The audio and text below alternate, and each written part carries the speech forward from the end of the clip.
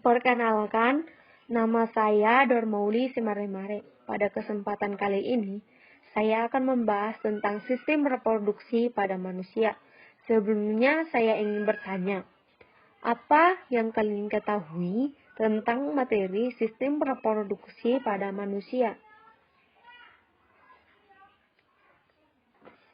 Reproduksi adalah kemampuan makhluk hidup untuk menghasilkan keturunan yang baru.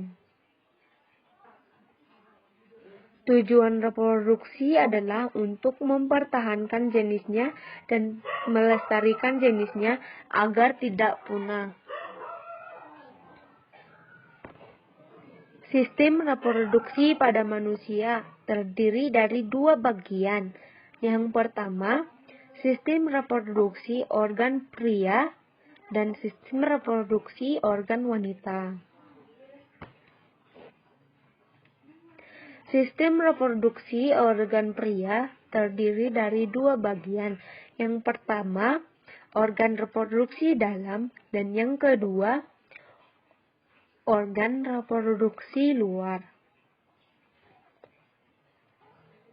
Organ reproduksi bagian dalam pria terdiri dari kantung urin, kelenjar prostat, uretra, testis, penis, skrotum, vesika seminalis, saluran ejakulator, kelenjar bulbouretrali, vas deferens, dan epididymis.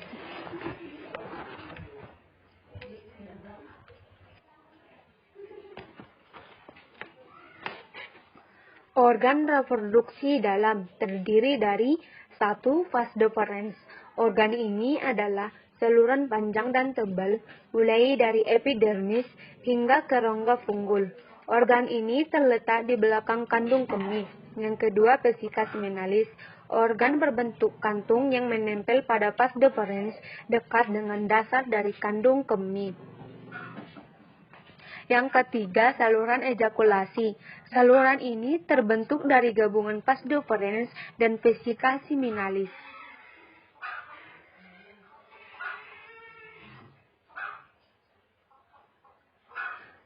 Yang keempat, saluran kemih atau uretra. Berfungsi untuk membawa urin dari kandung kemih keluar tubuh. Yang kelima, kelenjar prostat. Kelenjar ini terletak di bawah kandung kemih, di depan rektum atau anus, berfungsi untuk menambahkan cairan yang membantu sperma saat terjadi ejakulasi dan membantu menjaga sperma tetap sehat. Yang keenam, kelenjar bulbouretral atau kelenjar kovert, memiliki fungsi untuk memproduksi cairan yang melicinkan saluran kemih. Organ reproduksi bagian luar pria terdiri dari urinary gland, ureter, seminal vesicle, ejaculatory ducts, rectum, prostate gland, bulbourethral gland, anus, ductus deferens, epididymis, testis, scrotum, uretra, penis, glans penis, yang terakhir purpose. Organ reproduksi luar. Yang pertama, penis. Bagian penis terdiri dari akar atau basis adalah bagian yang menempel pada dinding perut bagian bawah. Batang penis, kepala penis adalah bagian yang ditutupi oleh lapisan kulit yang akan dihilangkan saat menjalani sunat. Yang kedua, skrotum, merupakan bagian yang terlihat berbentuk seperti kantung, letaknya berada di belakang penis.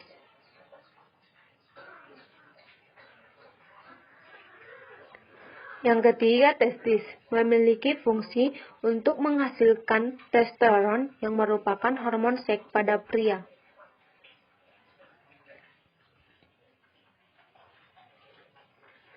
Yang keempat, epididymis adalah saluran panang yang terletak di belakang testis dan berfungsi untuk membawa dan menyimpan sel sperma yang telah diproduksi di testis. Organ reproduksi pada wanita dibagi ke dalam dua bagian. Yang pertama, organ reproduksi dalam, dan yang kedua, organ reproduksi luar.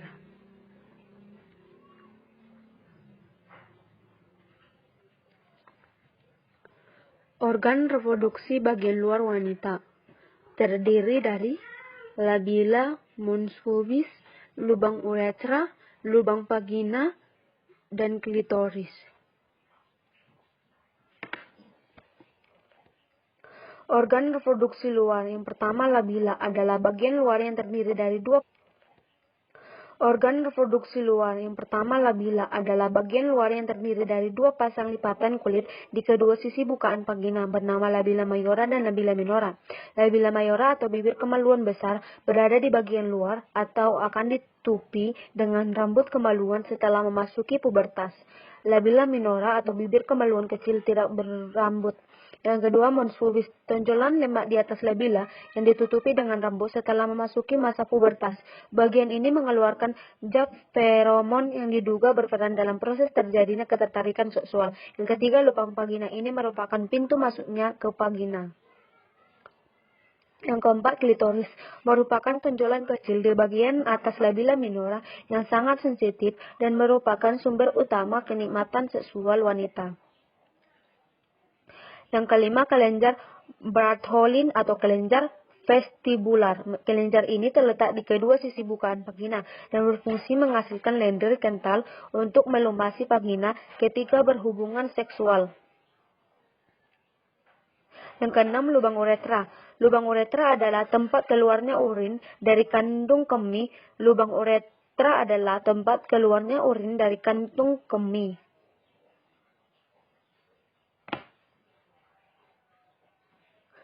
Reproduksi bagian dalam wanita terdiri dari opiduk, endothelium, badan uterus, ligmen ovarium, serviks, otot dinding uterus, dan vagina.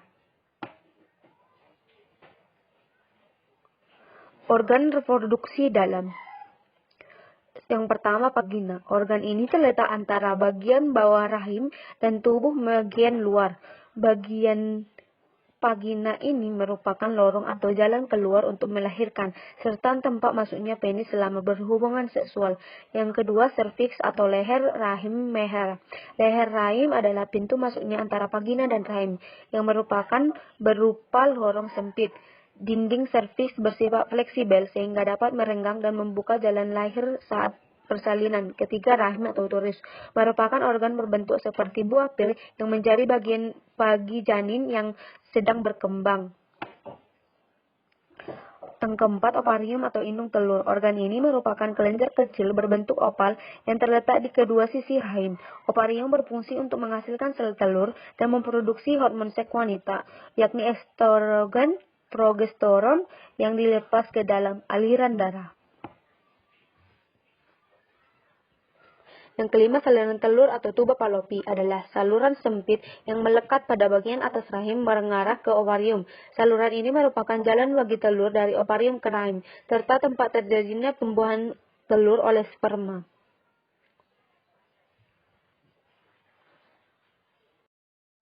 Proses reproduksi, spermatogenesis. Spermatogenesis dimulai di dalam testis, di dalam sistem tabung kecil yang bernama tubulus seminiferus. Sel awal sperma yang berbentuk lingkaran berkembang hingga berbentuk seperti kecebong. Setelah itu, sperma pindah ke epididymis. Dari tubulus seminiferus ke epididymis membutuhkan waktu 4-6 minggu. Dari epididymis, sperma bergerak lagi ke vas deferens untuk bercampur dengan air mani.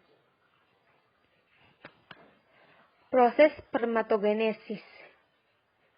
Spermatogonium atau diploid. Pembelahan mitosis menghasilkan spermatosis primer atau diploid dalam proses meiosis 1. Kemudian pembelahan meiosis 2 menghasilkan spermatosis sekunder atau haploid. Pembelahan meiosis 2 menghasilkan spermatid atau haploid. Berdiferensiasi menghasilkan sel sperma atau haploid.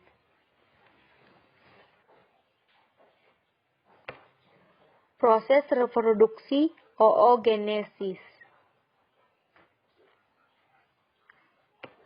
Oogenesis merupakan suatu proses pembentukan dari sel telur sistem reproduksi wanita. Terjadi proses pembentukan sel telur tersebut terjadi pada ovarium. Pada proses oogenesis, oogenium ataupun telur ibu sel diploid akan mengalami peningkatan serta berubah jadi oosit primer diploid. Proses oogenesis. Oogenium, menghasilkan primary oxel, kemudian meiosis 1 menghasilkan secondary oxel, kedua polar body. Secondary oxel menghasilkan meiosis 2. Meiosis 2 dibagi ke dua bagian, ovum baru polar body, menghasilkan mature egg cell.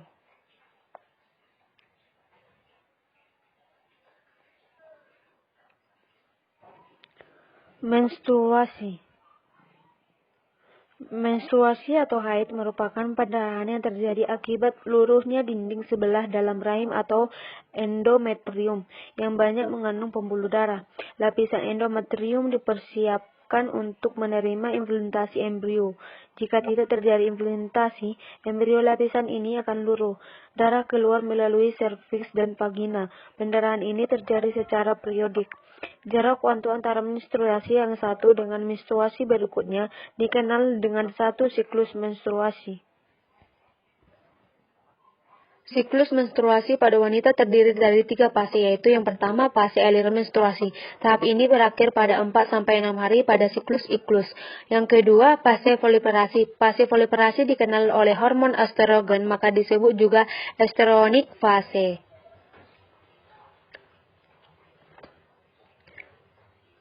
Yang ketiga, fase sekresi. Fase sekresi terjadi pada hari ke-14 sampai ke hari ke-28 hari siklus. Fertilisasi. Fertilisasi pembuahan. Fertilisasi merupakan penyatuan dua gamet jantan dan betina yang masing-masing mengandung kromosom haloin. Pada laki-laki berupa sperma, pada wanita berupa ovum. Beberapa ratus sperma akan menuju sel telur sambil mengeluarkan enzim yang membuat salah satu sperma berhasil menembus lapisan pelindung telur yang matang. Penyakit pada reproduksi wanita. Yang pertama, sindrom ovarium polikistik. Penyakit ini disebabkan oleh gangguan pada ovarium atau kelenjar adrenal, sehingga hormon androgen atau hormon seks laki-laki berjumlah lebih banyak dari kadar normalnya di dalam tubuh wanita. Yang kedua, infeksi menular seksual atau IMS. Penyakit pada sistem reproduksi wanita yang memungkinkan muncul lainnya adalah infeksi menular seksual. Yang ketiga, miom. Miom merupakan pertumbuhan tumor pada dinding otot rahim yang menyerang perempuan pada usia subur. Penyakit reproduksi pada pria. Yang pertama, impotensi. Difusi ereksi memiliki beberapa bentuk seperti tidak bisa ereksi, kesulitan mempertahankan ereksi, hingga bisa ereksi tapi penis kurang keras. Yang kedua, infeksi menular seksual. Penyakit menular seksual ini termasuk kutil kelamin, chlamydia gonorrhea, sifilis, dan herpes genital. Yang ketiga, balanitis. Balanitis dapat menyebabkan rasa sakit dan keluarnya kotoran dari penis yang berbau busuk. Kondisi ini cenderung lebih sering terjadi pada pria yang tidak disunat.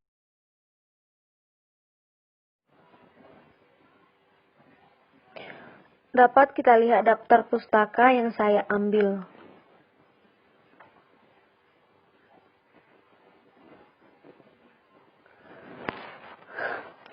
Sampai sini pemaparan materi yang saya dapat lakukan tentang sistem reproduksi pada manusia.